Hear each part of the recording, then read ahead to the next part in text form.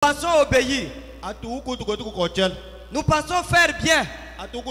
Mais alors qu'en réalité, ce n'est pas ça. Mais Samuel attentif, il va suivre les gémissements des bêtes. Il va lui poser la question de savoir, mais qu'est-ce que j'entends derrière là? Amen. Hein? Amen. Shalom, shalom. Shalom. Et il va commencer à donner des explications. Il va commencer à dire, non, tu vois, c'est le peuple qui a gardé ça de côté. Comme ce sont des bonnes bêtes pour vous amener. Bien aimé, quand on est leader, devant une faute, il faut s'assumer. Devant une faute, il faut s'assumer. C'est l'erreur aussi que nous commettons, nous chrétiens.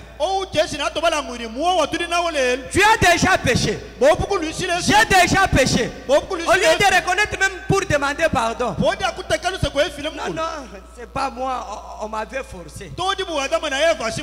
C'est pas moi, c'est mon ami là qui m'a amené dans ces histoires. C'était la même attitude avec Saïd. C'est lui qui était à la tête de cette troupe. C'est lui qui était parti pour exterminer Amalek. La dernière décision revenait à Saïd. Mais au lieu de s'assumer, il commence à accuser. Il commence à accuser le peuple qu'il avait accompagné. Ce n'est pas une bonne attitude en tant qu'enfant de Dieu. Shalom, shalom. Shalom. Très sérieux. Est-ce qu'on peut d'abord acclamer pour la parole de Dieu? Voici l'obéissance vaut mieux que les sacrifices. Quand je lisais cette parole, je me suis posé tant de questions. Avant que Saïd aille exterminer les Amalécites, est-ce qu'il n'y avait pas de bêtes qu'il fallait offrir en sacrifice à Dieu?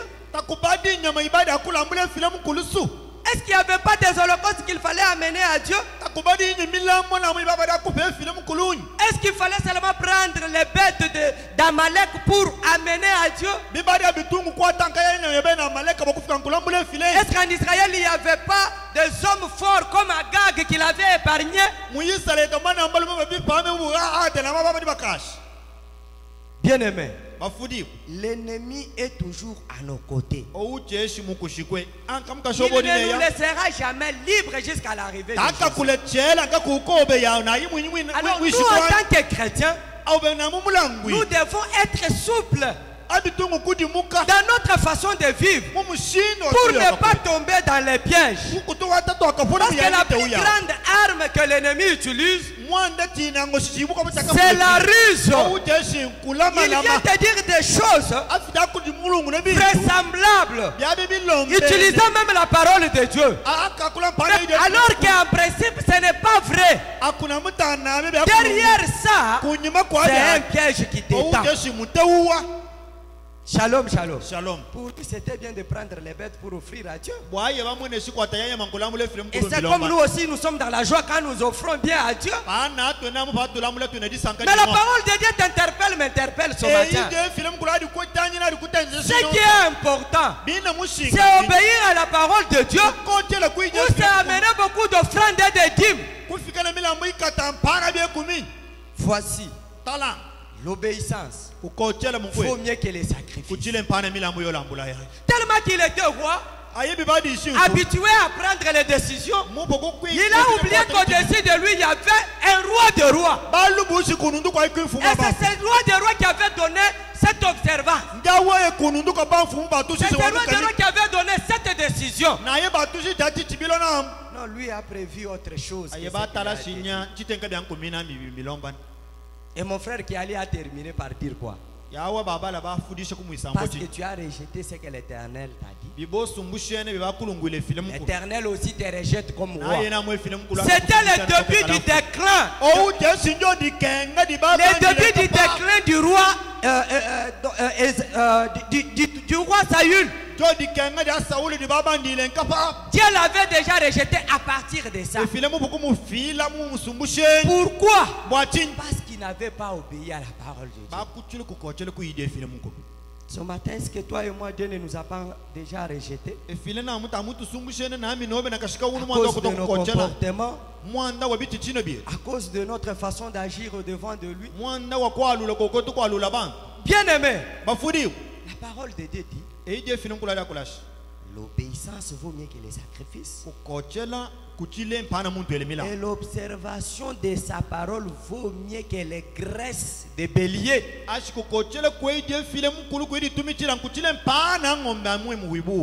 Donc avant que nous puissions faire tout ce que nous pouvons croire être bon des actes là, obéissons d'abord à ce que Dieu dit. Parce que si nous n'obéissons pas, Dieu va nous rejeter. Et c'est ce qui a eu avec le roi Saül. En voulant apporter ce qui a été interdit, en voulant faire ce que Dieu ne lui avait pas dit. Combien de fois nous lisons la parole de Dieu dans nos maisons avant que nous arrivions? Est-ce que nous lisons cette parole? Comment on va arriver à obéir à la parole que nous ne connaissons pas? Mercredi, quand il faut être là pour s'échanger la parole de Dieu, nous ne sommes pas là. Mais la parole de Dieu nous dit d'obéir à cette parole. C'est pourquoi Josué dit que ce livre de la loi ne s'éloigne pas de ta bouche. Médite-le jour et nuit. C'est alors que tu réussiras. C'est alors que tu auras du succès. Comme nous sommes là tous ce matin, personne ne désire le malheur. Dans nos prières, Seigneur, fais-moi ceci. Seigneur, fais-moi cela. Personne ne demande de mauvaises choses. Mais la parole de Dieu te dit, tout ce que tu demandes là te sera donné quand tu vas obéir à la parole de Dieu. Et cette parole que tu dois méditer jour et nuit, ça nous ne faisons pas. Mais ce que nous faisons, c'est demander de bonnes choses. Non, bien-aimé, Dieu n'est pas bête. Il marche dans ses principes. Et si nous ne marchons pas dans ses principes, nous allons rester éternellement en train de se lamenter. Mais si nous marchons dans ses principes, nous aurons du bonheur. Nous aurons le succès. Nous irons de gloire en gloire. Nous monterons. Nous monterons encore plus haut. Parce que c'est sa parole qui le dit. Si nous ne la respectons pas, si nous ne nous obéissons pas, comment cela sera possible? Shalom, shalom. Shalom, shalom, peuple de Dieu. Shalom. Église là-bas. Qu'est-ce qui est important pour nous? C'est obéir à la parole de Dieu. C'est obéir à Dieu. Ou bien c'est obéir à nos chefs. Bien aimé, la parole de Dieu dit que les enfants obéissent leurs parents. Amen. Hein? Amen. Que la femme obéisse son mari. Shalom, shalom. Shalom. Et que les subalternes obéissent à leur chef. Et nous devons du respect à nos autorités. C'est la parole de Dieu qui le dit. Mais si cette autorité te dit quelque chose qui est contraire à la parole de Dieu et que tu es chrétien averti, est-ce qu'il faut respecter? Shalom, shalom. Shalom. Et si je suis chrétien averti, je vais obéir à Dieu comme mon chef. Le chef te dit, je te prépare à mon relève. Je vais te montrer ce qui fait ma puissance. Est-ce que tu vois tes amis là ce jour de moi? Non. Moi, quand je fais seulement ça, personne ne peut parler. Viens, je vais te montrer. Et toi, parce que tu as soif du pouvoir, tu oublies que tu es chrétien. Et tu vas suivre ton chef. Dieu va te rejeter de la même manière qu'il a rejeté Saül. Et ce matin, Faisons attention dans nos prises de décision. Et habituons-nous au respect strict de la parole de Dieu. Parce qu'obéir à la parole de Dieu, obéir à Dieu, c'est la source de tout ce qu'on peut avoir besoin sur cette terre. Et si nous ne le faisons pas, c'est chercher quelque chose et son contraire à la fois. Avant que nous puissions voir les avantages de ceux qui obéissent à la parole de Dieu, j'aimerais dire à quelqu'un que nous sommes en train d'aller vers la fin de l'église. Et il est temps que nous puissions recadrer l'étude dans tout ce que nous faisons. Les décisions que tu prennes là sont en conformité avec la parole de Dieu. Bien aimé, le monde est devenu très méchant. Très méchant. Et on n'a plus honte des mal. Dans ce monde ici, il y a les femmes mariées, mais qui se prostituent. Et on connaît que c'est comme ça qu'elles sont. Le soir, elle est au mariage. Toute la nuit, elle est dans sa maison. Pendant la journée, elle est avec d'autres hommes. C'est normal. C'est ce qui est interdit. Shalom, shalom. Shalom. Je suis un garçon. Je peux avoir 3, 4 fiancés. C'est normal. Et on est en train de dire quoi? Vous savez, la période de fiançailles, c'est la période où il faut se connaître. Il faut s'étudier. Toi, il faut étudier 4 filles à la fois.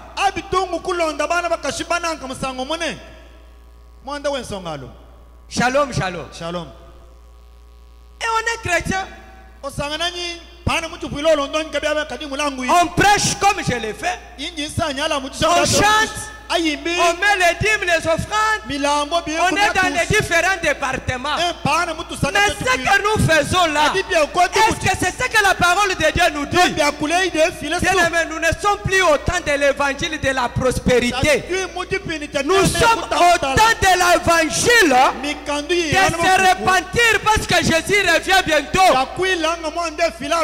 C'est pourquoi je suis en train de choquer les consciences. Pour dire que continue à faire ce que tu fais là. Refuse à obéir à la parole de Dieu. Tu vas aller dans les tourments. Shalom, shalom. Shalom. Mon message d'aujourd'hui n'a pas beaucoup d'amen. Et je n'en ai pas besoin. Mon souci c'est que toi et moi, nous puissions revoir de la manière dont nous vivons. Et nous recadrer pour que nous puissions être dans la bonne voie. Parce que ce jour-là, il va séparer. Il y aura ceux qui seront à droite et à gauche. Mais toi et moi, nous serons de quel côté? Ça ne sert à rien de se sacrifier. Tu donnes ta dîme, tu donnes tes offrandes, tu viens balayer à l'église, tu es dans les départements, tu travailles très bien. Mais tu n'obéis pas à Dieu. Ce sont les sacrifices inutiles. Shalom, shalom. Ce sont les sacrifices inutiles. Le monde est devenu méchant. On est en train d'habiller les péchés. On est en train d'embellir les péchés. Et les chrétiens que nous sommes, nous cédons facilement. Nous croyons que ce n'est rien. Ce n'est rien. Il y a quoi? Il y a quoi? Il n'y a rien.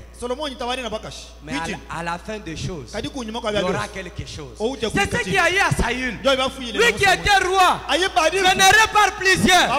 Mais ce jour-là, Dieu l'a rejeté. Parce qu'il n'a pas observé ce que Dieu l'avait dit. Est-ce qu'il faut obéir à Dieu? Ou il faut obéir aux hommes? Dieu dit à Abraham, quitte ton pays, la maison de ton père, va là où je vais t'indiquer. Et là, je ferai ceci, cela pour toi. Et de toutes les personnes qui sont bénies dans la Bible, tout comme sur cette terre des hommes, Abraham est la référence. Pourquoi? Parce qu'il avait obéi à la parole de Dieu. Si Abraham n'avait pas quitté son pays, la maison de son père, il ne serait pas le père de multitudes. Il ne pouvait pas être béni. Peut-être que ta bénédiction, ma bénédiction tarde parce que nous n'avons pas encore obéi à la parole de Dieu. Obéissons seulement à la parole de Dieu. Et vous verrez ce qui est bloqué, c'est débloqué. Parce que Dieu est derrière sa parole pour l'exécuter. Il ne va pas exécuter la parole d'un président de la République. Il ne va pas exécuter la parole d'un roi. Mais ce que Dieu va exécuter, c'est sa parole. Parce que toutes les promesses sont dites oui en Jésus. Et toutes ces promesses sont dans la Bible. Et qu'est-ce que toi tu cherches qui n'est pas dans la Bible? Réalise-toi ce que tu cherches là. Et vois la volonté de Dieu par rapport à ça. Conforme-toi à ça. Et Dieu va te donner ça. Avec moins d'efforts. Avec moins d'efforts. Mais l'ennemi qui nous connaît, il a besoin de nous maintenir dans l'esclavagisme de péché. Il a besoin de nous maintenir dans cette position-là. Il n'y aura jamais de demi-chrétiens. Soit on l'est, soit on ne l'est pas. Et la volonté de Dieu, quand elle vient, elle s'abat sur nous tel que Dieu lui-même le veut. C'est pourquoi il dit que sa parole est comme la pluie. Quand ça arrive, ça ne rentre pas sans que ça puisse fertiliser la terre et que ça donne les semences. Mais Dieu t'a déjà dit, tu seras. Mais pourquoi ça bloque? C'est parce que tu n'obéis pas à sa parole. Shalom, shalom. Est-ce qu'on peut acclamer pour la parole de Dieu? Église la bonne, il est temps que nous puissions s'attacher à Dieu dans la vérité, dans la sincérité du cœur. Que Dieu bénisse les frères princes.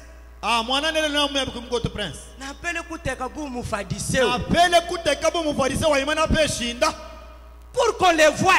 Dans notre souci, c'est qu'on sache qu'on est chrétien. Quand tu vois les choses, les parler en langue. Mais quand tu viens dans la Bible, tu ne respectes pas ce que Dieu dit. C'est ça être pharisien et évitons ça. Dans ta famille, tu es injuste. Il y a des enfants que tu aimes et ceux-là que tu n'aimes pas. Tu les traites d'une manière différente. Au travail, tu es chef, tu as ceux-là que tu aimes et ceux-là que tu n'aimes pas. C'est de l'injustice. C'est contre la parole de Dieu. Si un orphelin, une orpheline chez toi, tu ne prends pas soin de lui comme tu le prends pour tes enfants. C'est de l'injustice. Dieu est contre ces choses. Shalom, shalom. Shalom, peuple de Dieu. Tu es là. Là, j'avance. Tu as besoin d'un mari. Mais tu en comptes 2, 3. Dieu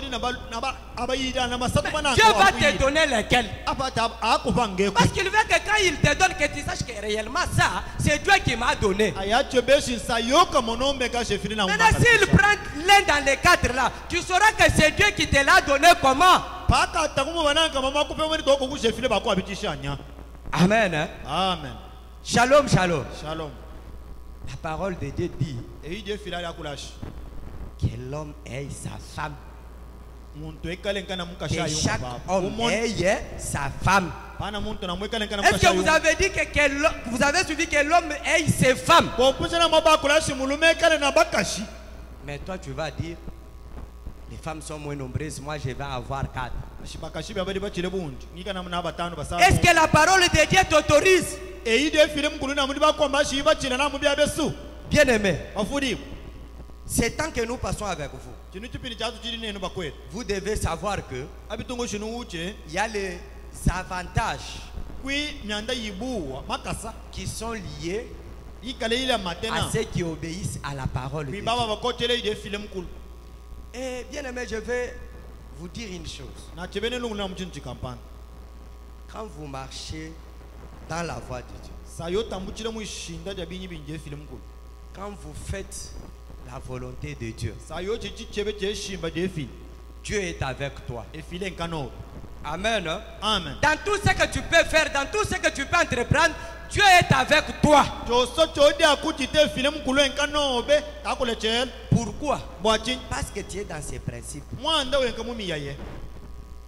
Il y a les gens, s'ils ne commettent pas de péché, s'ils marchent dans la voie de Dieu, tout ce qu'ils touchent, ça réussit.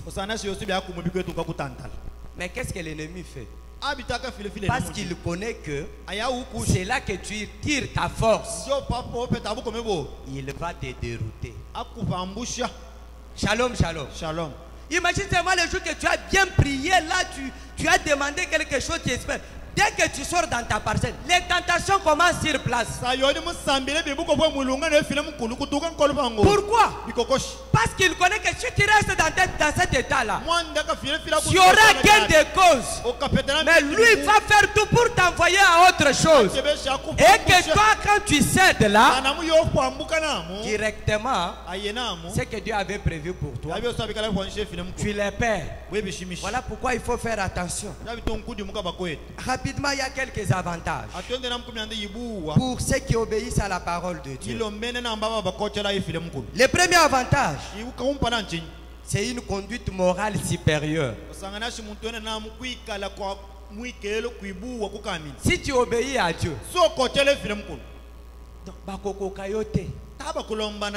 on dira que tu as touché le fétiche. Au travail là, on va te donner tous les noms. Mais alors que ce n'est pas ça. Dieu te donne un esprit supérieur de dominer les petites puissances partout où tu es, parce que tu as obéi à sa parole. La domination n'est pas dans les fétiches au travail. La domination que tu cherches, si tu veux dominer ce que tu gouvernes, cherche la domination dans la parole de Dieu. Parce que Dieu est capable de te donner un esprit supérieur, une conduite morale supérieure. On dira que au cas du Muntumukwa. Et pour devenir Muntumukwa, c'est dans la parole de Dieu. Ça, c'est le premier avantage. Nous avons les cas des amis de Daniel. Meshach, Abednego et Shadrach. Vous savez ce qu'il y a eu avec eux. Et celui qui obéit à la parole de Dieu, il a la paix. Il a la confiance en Dieu au milieu des épreuves. Donc si tu obéis à la parole de Dieu, et il y en a Moïse, et il y en a Boutou, et Kosimba Yote, parce que tu as la confiance.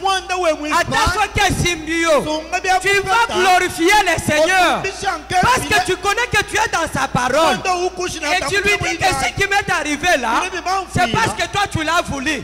Je te glorifie parce que je ne me reproche de rien. Mais est-ce que toi tu as la paix? Est-ce que tu as la confiance? Non, parce que nous n'obéissons pas à la parole de Dieu. Ça c'est le deuxième avantage de l'obéissance à Dieu. Quand nous faisons la volonté de Dieu, nous sommes confiants et nous avons la paix. Donc la paix dans ton mariage, la paix au service, la paix dans tout ce que tu entreprends,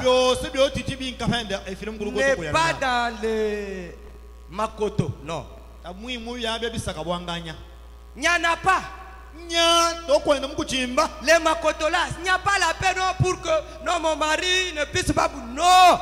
Le vrai makoto, c'est la parole de Dieu. Applique seulement la parole de Dieu là. Dieu va changer le cœur de ton mari. Il deviendra pour toi. Et il va laisser tout ce qu'il fait là. Parce que toi, tu ne peux pas souffrir. Tu ne peux pas quitter cette terre avec humiliation. Non. Pourquoi? Parce que tu obéis à la parole de Dieu. Troisièmement, celui qui obéit à la parole de Dieu a le courage d'affronter la vie. Shalom, shalom. Shalom. Il a le courage d'affronter la vie. Pourquoi? Parce que j'écris en celui qui est plus fort. Shalom, shalom. Shalom. Donc tu vas aller n'importe où pour que ta famille puisse survivre parce que tu es avec Dieu. C'est pourquoi moi, je monte dans la pirogue, je traverse 200 mètres, 4 km. Je pars. J'affronte la vie pour gagner le pain de ma famille parce que j'ai confiance en Dieu et parce que j'obéis à sa parole. Que 1000 tombent à gauche, que 10 000 tombent à droite, tu ne seras pas atteint. Pas parce que Osana Singana Loketo, non, mais parce que tu es dans la parole de Dieu. Ah, est-ce qu'il y a quelqu'un qui peut acclamer pour la parole de Dieu ce matin? Que Dieu vous bénisse ce matin. Il faut avoir le courage. La peur, c'est contre la foi. Tu es en train de souffrir parce que tu as la peur de commencer quelque chose.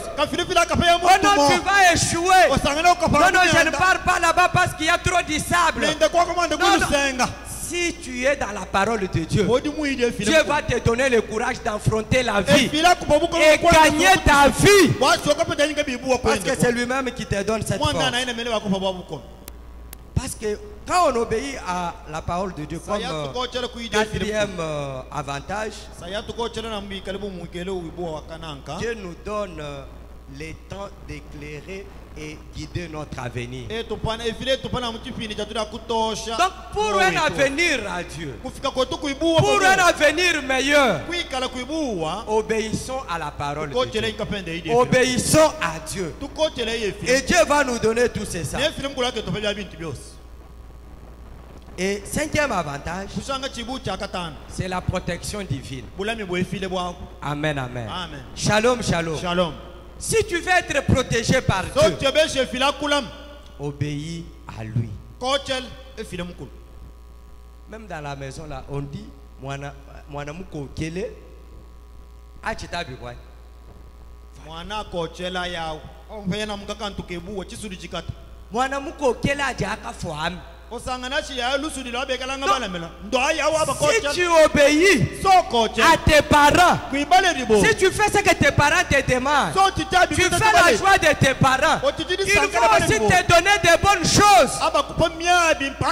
Mais regarde-toi, depuis que tu as demandé un pantalon, ça ne vient pas. Pourquoi? Parce que tu n'obéis pas. Balaye la parcelle, tu ne balayes pas. Cultive dans la parcelle, tu ne cultives pas. Tu as tout le temps toujours au téléphone. Tu as toujours le temps d'aller te promener. Mais quand on te dit ça, tu n'obéis pas. Tu veux qu'on te donne les pantalons, qu'on te paye de bonnes choses. C'est comme ça aussi avec Dieu. Tu ne peux pas lui demander qu'il te fasse ça et là. Mais alors que tu n'es pas dans sa parole, alors que tu n'obéis pas.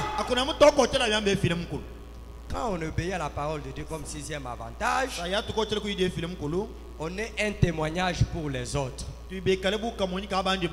Shalom, shalom. Shalom. Il faut être un témoignage pour les autres. Et un bon témoignage. Que les gens disent, j'aimerais devenir comme papa tel. J'aimerais devenir comme maman tel. Pourquoi? Parce que tout ce que tu fais est bon. Mais qui peut te prendre comme exemple ce matin? Septième avantage. Quand nous obéissons à Dieu, nous les glorifions. Shalom, shalom. Shalom. On ne peut pas prétendre glorifier Dieu si nous n'obéissons pas à sa parole. Huitième avantage, qui est le dernier. Quand nous obéissons à Dieu, nous sommes promis dans des sphères de plus grande influence. Il y a quelqu'un qui cherche à être promis au boulot. Obéir à Dieu. Ça viendra de soi. C'est parmi les avantages. Je termine par l'histoire de Jésus. Lui, qui était 100% Dieu, 100% homme. Vous savez ce qu'il a passé comme temps haut et les bas. Mais qu'est-ce qu'il a fait? Du début de sa vie jusqu'à la mort à la croix de Golgotha, il ne faisait qu'obéir à son père. Shalom, shalom. Shalom. Il ne faisait qu'obéir à son père. Même quand il était dépassé, quand il est rentré dans le corps humain, il dit, Père, tu ne peux pas éloigner cette coupe au-devant de moi. Mais il termine par dire, toutefois, pas ma volonté, mais ta volonté. Et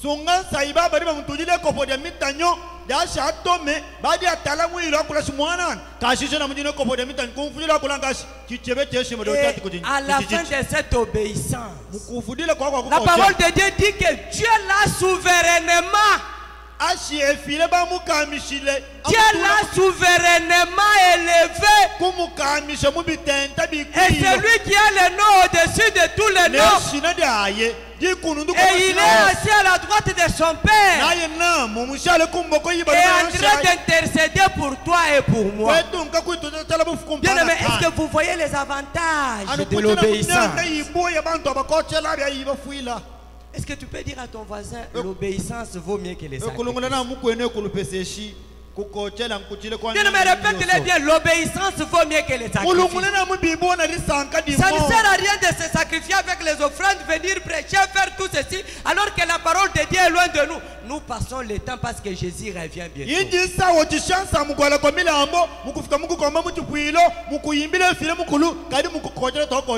Mais ce matin, parce que nous avons accepté à obéir à Dieu, j'aimerais que chacun de nous ait tous les avantages au nom de Jésus. Ce matin, parce que nous avons accepté d'obéir à Dieu, j'aimerais à ce que la situation qui était bloquée dans notre vie soit débloquée au nom de Jésus. Ce n'est pas moi qui l'ai fait débloquer, mais parce que nous avons obéi à sa parole.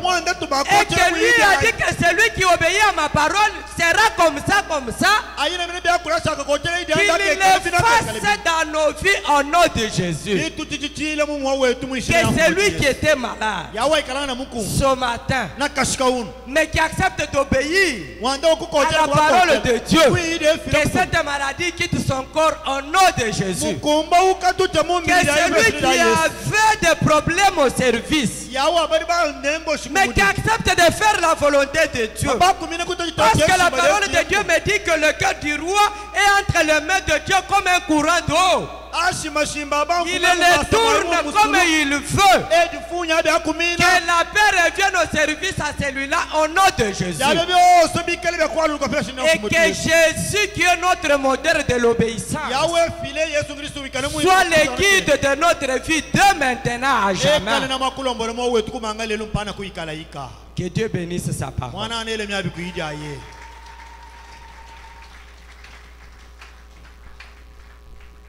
Bien-aimé, cette parole t'a touché, cette parole m'a touché. Ce matin, il est temps que nous puissions revoir notre vie. Et si tu te réalises que tu n'as pas encore donné totalement ta vie à Christ, c'est le temps, bien-aimé. N'endurcis pas ton cœur. Parce que nous sommes en train d'aller vers la fin des choses. Ça ne sert à rien de gagner le monde entier et perdre la vie éternelle. Nous ne sommes plus là que pour vous dire recevez, recevez. Cet évangile-là est déjà dépassé. Nous sommes là pour que nous puissions nous dire des choses qui peuvent nous aider à accéder au royaume de Dieu. Nous fermons tous nos yeux. Fermons tous nos yeux, bien-aimés. Et j'aimerais demander à un frère et à une soeur, si tu vois que ta vie ne reflète pas ce que tu es, l'identité d'un chrétien, si tu reconnais avoir tombé quelque part et que tu veux relier ou bien refaire la relation avec ton Dieu, n'aie pas honte, tiens-toi debout, nous allons prier ensemble. Parce que si tu as honte, Dieu va te rejeter de la même manière qu'il a rejeté Saül. Nos yeux sont fermés, ce n'est pas un problème de voir qui est debout ou non. Non, c'est une décision que nous prenons avec notre Dieu seul. Si tu es là, bien-aimé, tiens-toi debout. Merci pour les frères qui sont déjà debout. Que Dieu vous bénisse, bien-aimé. Tu n'es pas debout pour moi, Joseph, mais tu es debout pour Dieu. Si tu veux refaire ta vie avec Dieu, ne te retiens pas, tiens-toi debout, nous allons prier. Nous allons refaire, merci mon frère. Merci. Merci mon frère, que Dieu vous bénisse. Ne regardez pas les voisins, nos yeux sont fermés. Ce n'est pas ton problème. Nous tous ici, nous sommes des pécheurs, c'est ce que la parole de Dieu dit. Nous allons prier pour que nous puissions refaire notre vie avec le Seigneur.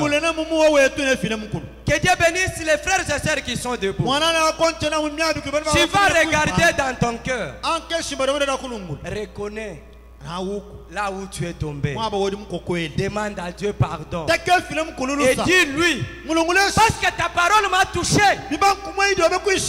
j'ai besoin que tu puisses me secourir, que je ne tombe plus, mais que j'obéisse à ta parole et que je devienne un citoyen céleste et que tu ne me rejettes plus. Élevons nos voix, nous qui sommes debout, et prions ensemble.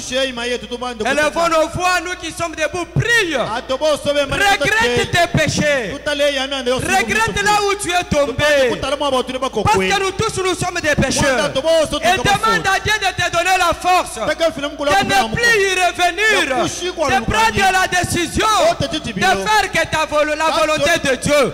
Parce que c'est sa volonté qui doit primer. Nous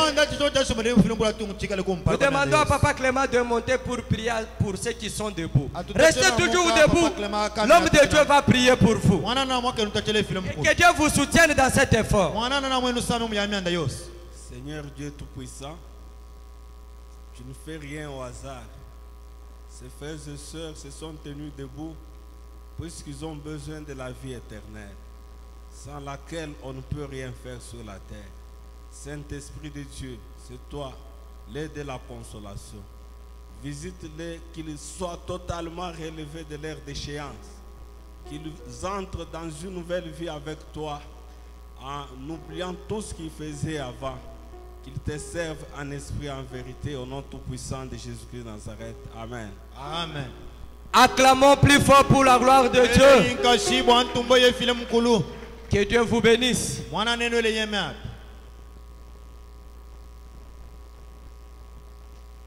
Shalom, shalom. Est-ce qu'on peut applaudir très fortement pour cette parole de ce matin? Merci, merci beaucoup. Que Dieu bénisse l'orateur de ce matin pour cette parole combien interpellatrice et que vous bénisse vous aussi pour les oreilles attentives. Shalom. Nous sommes arrivés au moment des offrandes. Nous allons rapidement offrir à notre Dieu. Les paniers à l'extrême gauche, notre panier des offrandes ordinaires.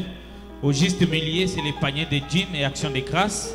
À ma gauche, c'est les paniers de Galates 6:6. La Bible dit que celui à qui on enseigne la parole fasse part de tous ses biens à celui qui l'enseigne. Shalom, shalom. Nous allons soutenir cette œuvre de notre pasteur assistant en mettant quelque chose dans ses paniers. Rapidement, sous l'ordre du protocole, nous allons offrir à notre Dieu.